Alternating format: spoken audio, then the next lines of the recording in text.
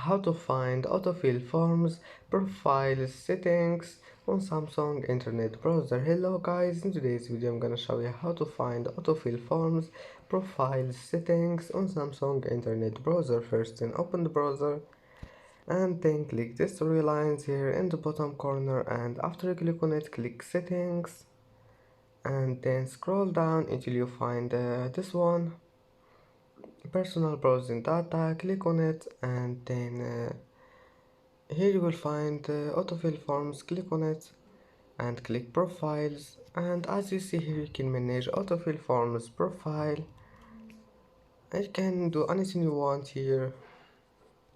And that's it for today's video. If you like this video, don't forget like and subscribe, and thank you for watching this video until the end, and see you in the next video.